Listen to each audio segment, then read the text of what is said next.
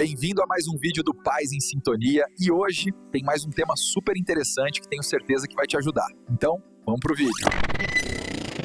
Ele acorda a noite toda, não sei mais o que fazer. Clique no link da descrição e tenha noites tranquilas.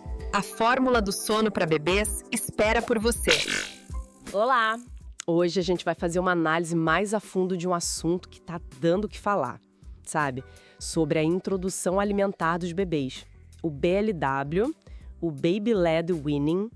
A gente pegou um guia bem completo e também deu uma olhada num vídeo bem popular, lá do canal Macetes de Mãe, que mostra como funciona na prática.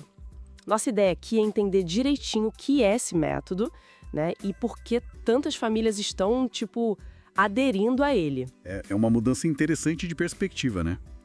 O BLW, que a gente pode traduzir mais ou menos como desmame guiado pelo bebê, ficou bem conhecido por causa da Jill Rapley. A ideia central é bem diferente daquela papinha tradicional na colher, sabe? Aqui, o bebê, isso a partir dos 6 meses mais ou menos, e quando ele já mostra sinais de que está pronto, tipo, sentar mais firme, já ter perdido aquele reflexo de empurrar a comida para fora com a língua, aí ele mesmo pega os alimentos em pedaços com a mão e leva para a boca, sozinho. Então, esquece a colher, esquece a papinha amassada. No BLW, o bebê vira protagonista na hora da refeição. Ele participa ali com a família, pega a comida, explora. Parece que é uma aposta bem grande na capacidade dele desde cedo, né? O vídeo do Macetes de Mãe bate muito nessa tecla da autonomia. Exato. E essa confiança toda se baseia em alguns princípios bem claros que o guia detalha bem. Primeiro, a autonomia do bebê para decidir o que ele quer comer e quanto do que está ali oferecido. Segundo, respeito total aos sinais de fome e saciedade dele, sem forçar nada, né?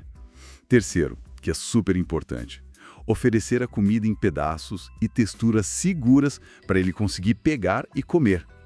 E o quarto ponto é a inclusão.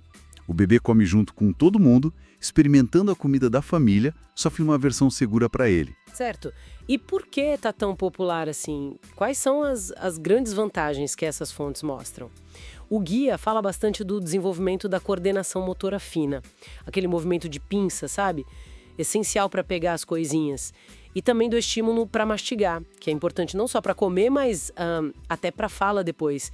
E parece que ajuda a ter uma relação melhor com a comida no futuro, menos frescura para comer. Isso mesmo. Essa parte da relação com a comida é bem interessante. A experiência sensorial é, muito mais rica. O bebê não só come, ele toca, ele cheira, ele amassa, ele observa o alimento antes de comer. Isso, como o guia aponta, pode mesmo diminuir a seletividade lá na frente. Porque ele conhece a comida como ela é, né? Na forma original.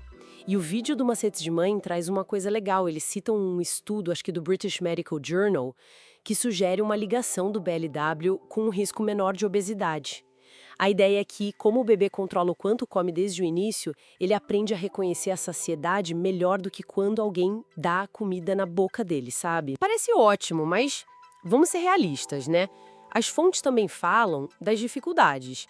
O vídeo do Macetes de Mãe, por exemplo, fala da bagunça. Com bom humor, mas é real, né? Principalmente no começo, imagino. E tem aquela preocupação clássica dos pais. Será que ele está comendo o suficiente mesmo? Com essa exploração toda? Olha, essa preocupação é super normal, a gente ouve muito isso, mas é crucial entender, e tanto o guia quanto o vídeo reforçam isso, tá? Até 1 ano de idade, o leite, seja materno ou fórmula, ainda é o principal alimento. A comida é complementar. O foco é explorar, aprender. A quantidade que ele come no começo pode ser mínima, quase nada, e tá tudo bem, é esperado. Outro ponto importante que eles abordam é diferenciar o gag daquele engasgo de verdade. O gag é tipo uma ânsia, é proteção natural do corpo. Engasgo é outra coisa, é sério. Por isso que se fala tanto em oferecer a comida no corte certo, na textura segura e, claro, ficar de olho o tempo todo. Precisa ter paciência, informação. Então, para a gente resumir o que a gente viu aqui, o BLW parece ser menos um método fechado e mais uma filosofia, né? Focada na autonomia, na exploração sensorial, na confiança na capacidade do bebê mesmo. Bem diferente do jeito mais tradicional. Exatamente. Tem benefícios potenciais bem legais para o desenvolvimento motor, para a relação com a comida, para a dinâmica da família na hora de comer, mas, por outro lado, exige que os cuidadores se preparem, principalmente com a segurança, tenham bastante paciência com a sujeira, né? E entendam que essa fase de descoberta é tão importante quanto o quanto ele come de fato. Agora a gente vai focar na preparação mesmo, sabe? Antes de dar comida para o bebê. Os materiais que a gente analisou são bem claros. Tem que entender os sinais de que está na hora, garantir a postura certa, pensar muito na segurança e criar um ambiente legal. É a base de tudo, né? Perfeito. É isso mesmo. Essa preparação, ela é o que dá segurança, tanto para o bebê quanto para quem está cuidando, né? Se a gente foca nisso, aquela ansiedade inicial, ela diminui bastante. Vira uma descoberta mais tranquila, mais segura. Certo. Então, olhando aqui nas fontes, o primeiro ponto-chave é: como é que a gente sabe que o bebê está pronto? Fala-se muito dos 6 meses, né? Mas é só isso? Parece que os sinais físicos são até mais importantes que a idade cravada. Exatamente. Os 6 meses indicam uma certa maturidade do sistema digestivo, sim. Mas os sinais físicos? Esses mostram o desenvolvimento neuromotor, que é essencial para comer com segurança. Um ponto muito batido nas leituras é a capacidade do bebê de sentar com bom controle do tronco, mesmo que precise de um apoio mínimo ali no começo. E por que isso é tão crucial? Parece simples, né? Mas dá um peso enorme para isso. É pura biologia. Sentar retinho alinha tudo, sabe? As vias aéreas, o esôfago. Isso diminui, e muito, o risco de engasgo. Outro sinal importantíssimo é a perda daquele reflexo de jogar a comida para fora com a língua, o de protrusão. Quando eles somem, é um sinal de que o cérebro já está mais pronto para coordenar o engolir de sólidos. Interessante. E além desses, mencionam também o interesse do bebê pela comida, ficar olhando, tentar pegar e conseguir levar coisas à boca com coordenação.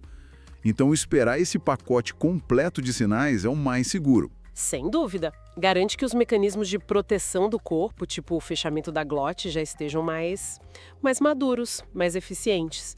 E claro, para bebês prematuros, é sempre bom confirmar com o pediatra, né?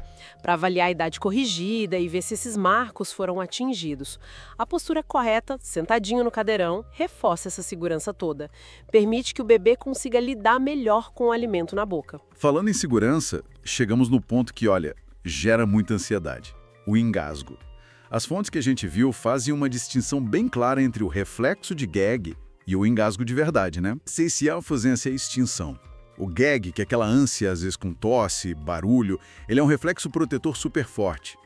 E é muito comum no início, viu? O bebê está mapeando a própria boca, aprendendo a lidar com texturas novas. É um sinal de aprendizado, não de perigo real imediato. Entendi. Já o engasgo mesmo, esse é silencioso, ou quase. A via aérea fica bloqueada, a criança não consegue tossir direito, pode até mudar de cor. Aí sim é uma emergência séria. E para evitar esse cenário de emergência, as fontes trazem muitas dicas práticas. A primeira, talvez a mais fundamental: supervisão o tempo todo. Nunca jamais deixar o bebê sozinho comendo. Absolutamente. Isso é inegociável. E junto com isso, garantir que ele esteja sempre sentado, bem ereto. Depois, entram os cortes e as texturas dos alimentos.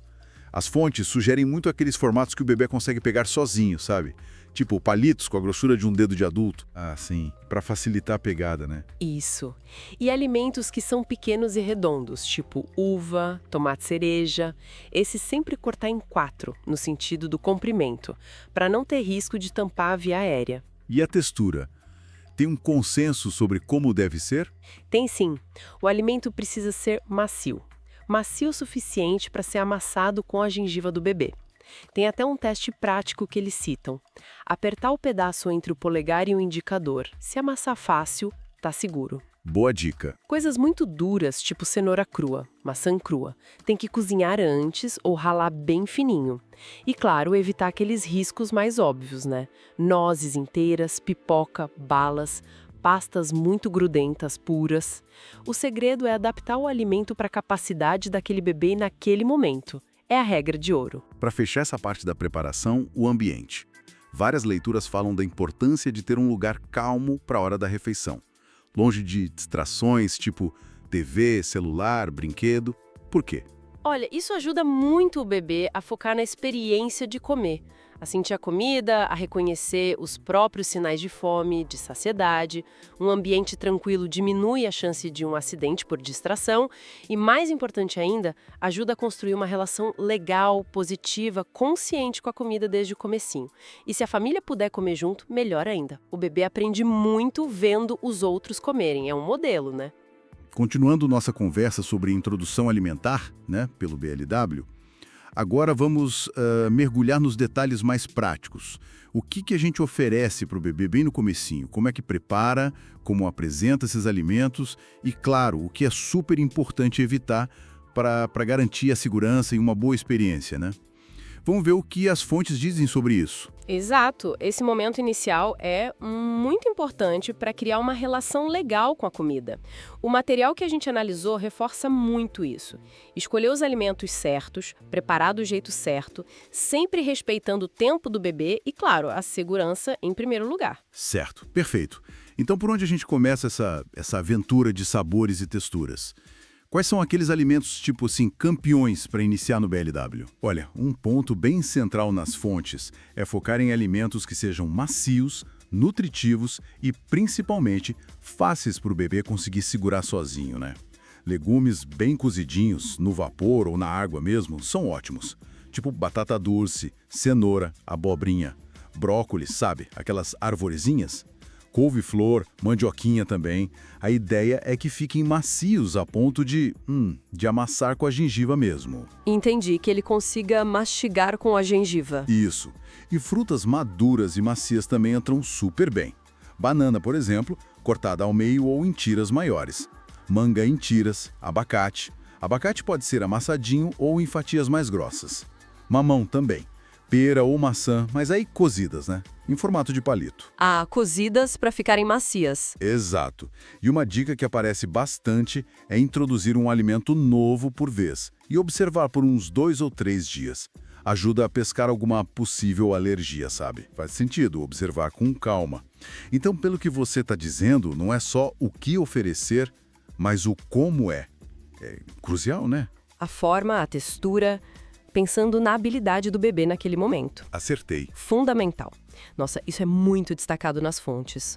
O corte em formato de palito ou umas tiras mais grossas, tipo do tamanho de um dedo de adulto, isso é quase um requisito, porque permite que o bebê pegue com a mão inteira, a famosa apreensão palmar, e ainda sobra um pedaço para fora para ele levar à boca e explorar. Ah, para ele conseguir manusear sozinho. Exatamente. E a textura tem que ser macia. Tem até um teste clássico que o pessoal cita. Você conseguir amassar aquele pedaço de comida entre o seu polegar e o indicador. Entendi. O teste da pinça. Isso. E para servir, o ideal é que esteja morno ou em temperatura ambiente. Pode ser direto na bandeja do cadeirão, bem limpinha, ou num pratinho com ventosa para não voar longe. E olha, no começo, menos utensílios melhor, para não distrair o foco que é a comida. Entendi. Foco total na exploração. Faz muito sentido. E aí vem a outra parte. A lista do não pode ou do muito cuidado. O que as orientações alertam para a gente manter longe do pratinho do bebê? Ah, sim. Essa lista é super importante ficar atento. Primeiro, mel. Proibidíssimo antes de 1 ano de idade. O risco é botulismo infantil. É sério. Nossa, sério mesmo? Outro ponto que é consenso. Nada, absolutamente nada de adicionar sal ou açúcar na comida do bebê. O paladar deles está em formação, é super sensível. E os rins ainda são imaturos, né? Certo. E aí, atenção máxima com alimentos que têm alto risco de engasgo.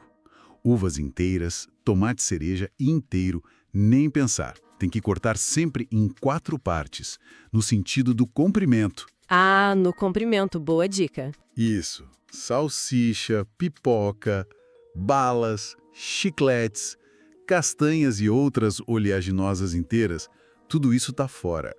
Alimentos que são muito duros crus, tipo maçã crua, cenoura crua. Esses precisam ser cozidos até ficarem macios, ou então ralados bem fininho. Cozido ou ralado para evitar o risco. Exatamente. E claro, o material todo reforça muito para evitar os processados E principalmente os ultraprocessados, né?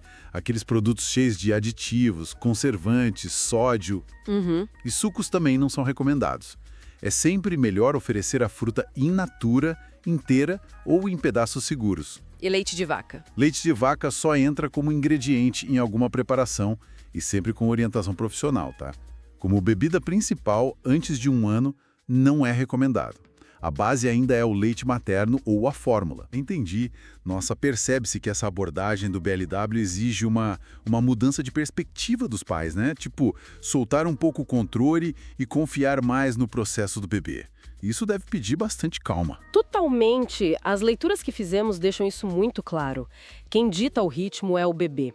É ele quem decide o que vai comer, quanto vai comer e se vai comer daquilo que foi oferecido de forma segura, claro. A gente não deve forçar, não deve insistir, sabe aquela coisa de só mais uma colherzinha? Esquece. E é super normal, aliás, eles comerem muito pouco no início. Às vezes quase nada até uns 8, 9 meses. Porque o leite, seja materno ou fórmula, ainda é a principal fonte de nutrientes deles. O foco não é encher a barriga no começo, então. Não mesmo. O foco inicial é totalmente a exploração sensorial. É o tocar, o cheirar, o amassar, o levar à boca. Mesmo que não comam, de fato. E sim, isso significa bagunça. Muita bagunça. As fontes até brincam com isso, descrevem a cena. Mais comida no chão, no cabelo, na roupa do que na barriga. Imagino a cena. Pois é, mas enfatizam que isso é parte do aprendizado. É desenvolvimento motor, é desenvolvimento sensorial acontecendo ali, ao vivo. Então, assim, paciência é a palavra-chave. Ótimo. Acho que temos um bom mapa para começar, então. Alimentos macios, cortados de forma segura, atenção redobrada aos riscos e, acima de tudo, cultivar a paciência para deixar o bebê explorar no tempo dele. Então, a gente entendeu que explorar é mais importante que comer no início, que a bagunça é pedagógica e como diferenciar gag de engasgo. Qual seria, assim, a mensagem principal do material para a gente realmente confiar no processo e curtir esse momento? Olha, a essência que fica é: confia na capacidade do bebê. Essa capacidade inata que ele tem de regular a própria fome, a saciedade. O material sugere que o BLW respeita muito isso. Falam até de benefícios a longo prazo, como menor risco de obesidade. Outra coisa é paciência, muita paciência. Um texto menciona que pode levar dezenas de vezes para o bebê aceitar um alimento novo. E observar o bebê, né? Ser flexível, adaptar se precisar, não é uma receita de bolo. E focar no lado bom, o desenvolvimento motor, a autonomia que ele ganha, a relação mais saudável com a comida, poder participar das refeições com a família. São muitos ganhos. Faz todo sentido. Então, resumindo o que esse material nos trouxe, parece que o BLW é uma jornada de aprendizado para todo mundo, para o bebê e para os pais. Exige paciência, ajustar as expectativas à realidade que as fontes descrevem e muita confiança mútua. Ver a autonomia do bebê florescendo, com segurança e afeto. Deve ser mesmo uma experiência muito rica. Perfeito. É isso mesmo. E para fechar, talvez uma reflexão que esse material inspira, né? Se a gente pensa nessa autonomia na comida desde cedinho, nessa confiança que o bebê desenvolve nos próprios sinais do corpo, onde mais isso pode ecoar? Na autoconfiança dele para a vida? Na capacidade de fazer escolhas? Fica aí para a gente pensar, né?